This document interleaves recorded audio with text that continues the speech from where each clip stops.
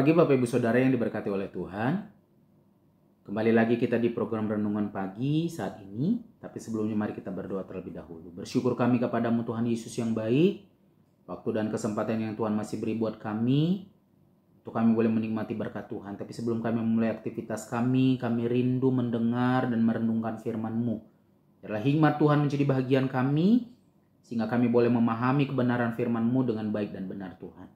Dalam nama Yesus, kami siap menerima dan merenungkan firman-Mu. Haleluya. Amin. Saya berharap kita semua ada dalam keadaan baik pagi hari ini. Dan pagi hari ini tema renungan pagi kita adalah kuasa dalam pujian penyembahan. Berbicara tentang kuasa, pujian, dan penyembahan, ada kerap kali kita sudah mendengar kebenaran firman Tuhan atau khotbah dari hamba-hamba Tuhan tentang pujian dan penyembahan ini. Dan satu ayat yang cukup terkenal dengan kuasa pujian dan penyembahan ini adalah di dalam Kisah Para Rasul pasal yang ke-16, ayatnya yang ke-25 dan ke-26. Begini firman Tuhan. Tetapi kira-kira tengah malam, Paulus dan Silas berdoa dan menyanyikan puji-pujian kepada Allah, dan orang-orang hukuman lain mendengarkan mereka. Akan tetapi terjadilah gempa bumi yang hebat, sehingga sendi-sendi penjara itu goyah.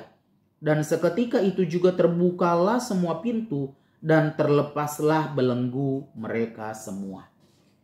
Rangkaian cerita ini adalah terjadi ketika Rasul Paulus dan Silas dimasukkan ke dalam penjara di Filipi. Dan di dalam keadaan di penjara ini kaki dan tangan mereka dibelenggu.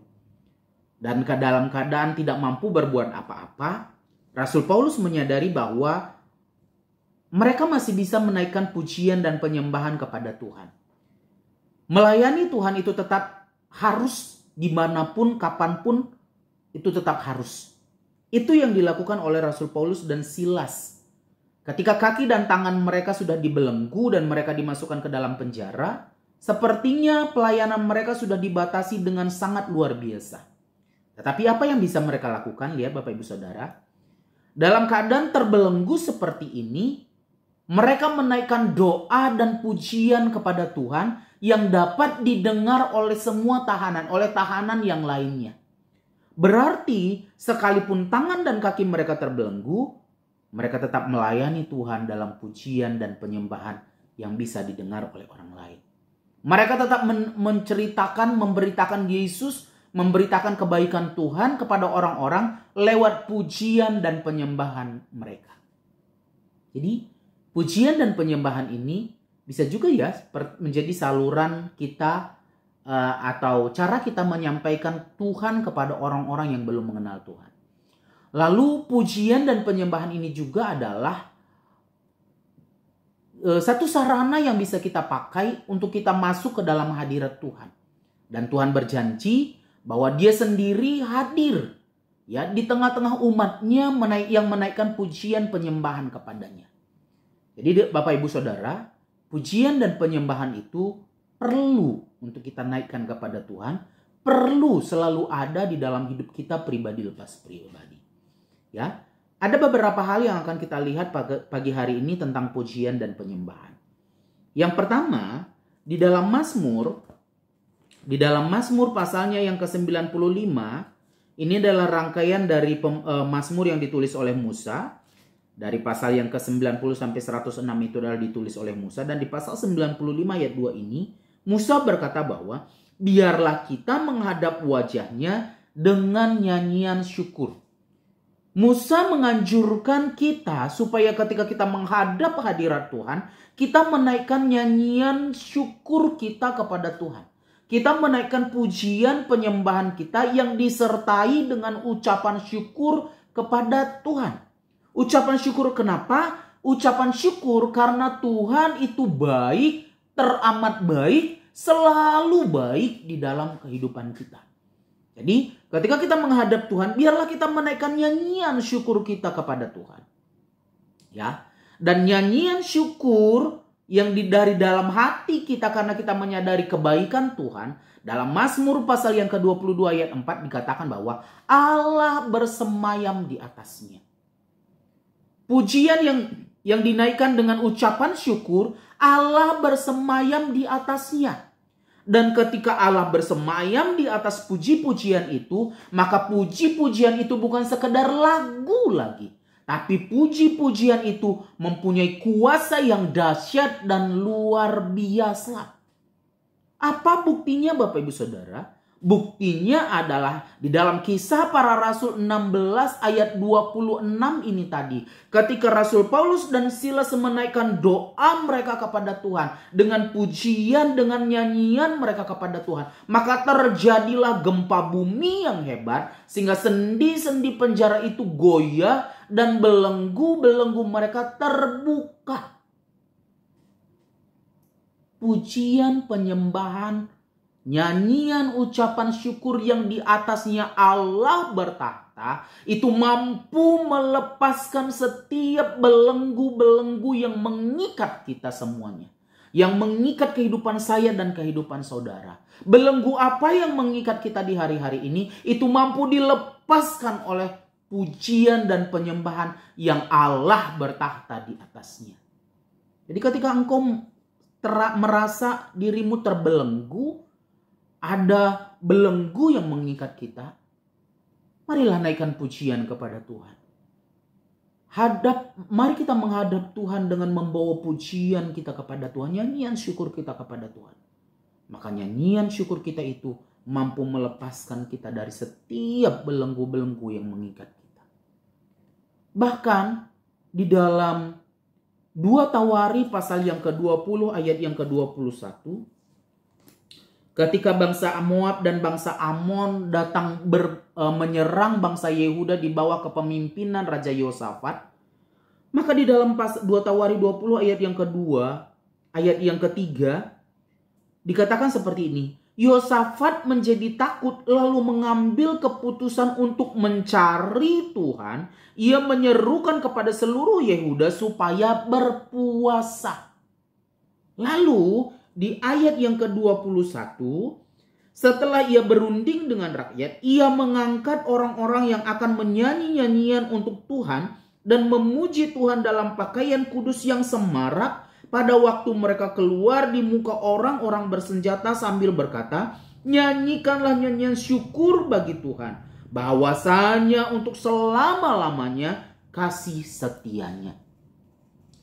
Ketika bangsa Amon dan bangsa Moab datang berperang, hendak menyerang bangsa Yehuda di bawah kepemimpinan Yosafat, maka Raja Yosafat mengambil satu keputusan. Dia terlebih dahulu mencari Tuhan dan merendahkan diri di hadapan Tuhan. Berpuasa adalah lambang daripada merendahkan diri di hadapan Tuhan.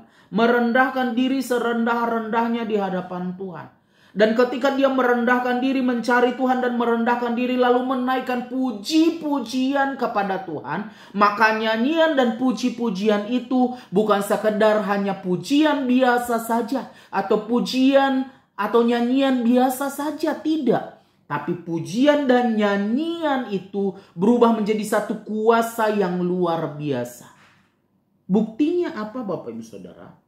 Dalam pasal yang ke-20 ayat 22 dikatakan, ketika mereka mulai bersorak-sorai dan menyanyikan nyanyian pujian, dibuat Tuhanlah penghadangan terhadap Bani Amon dan Moab dan orang-orang dari pegunungan Seir yang hendak menyerang Yehuda, sehingga mereka terpukul kalah.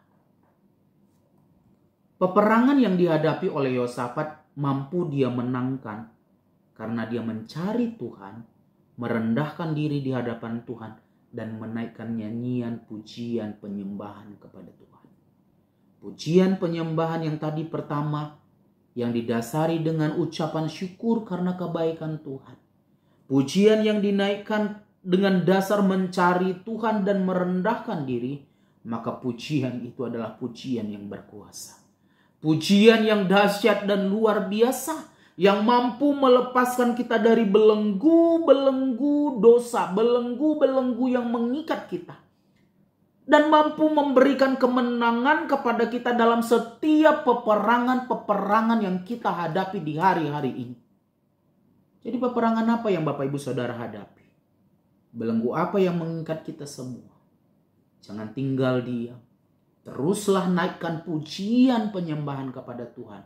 Didasari dengan hati yang bersyukur kepada Tuhan. Mencari Tuhan dan merendahkan diri di hadapan Tuhan. Maka Tuhan bertahta di atas pujian itu. Dan pujian itu adalah pujian yang berkuasa. Renungan kita pagi hari ini. Apakah kita rindu senantiasa hadirat Tuhan memenuhi rumah kita? Itu bisa kita jawab ya atau tidak. Kalau kita rindu, apakah kita sudah senantiasa dipenuhi dengan pujian dan penyembahan? Apakah kita senantiasa menaikkan pujian dan penyembahan kita kepada Tuhan? Dan apakah kita sudah melakukan peperangan rohani melalui doa dan pujian penyembahan di wilayah kita, di tempat tinggal kita? Kalau sudah, terus lakukan itu. Tapi kalau belum, mari kita lakukan peperangan rohani melawan kuasa-kuasa kegelapan yang bisa membelenggu kehidupan kita, yang bisa mengganggu kita, yang bisa memerangi kehidupan kita lewat doa dan pujian penyembahan kita. Dan percayalah Tuhan akan memberikan kuasa kemenangan di dalam hidup kita.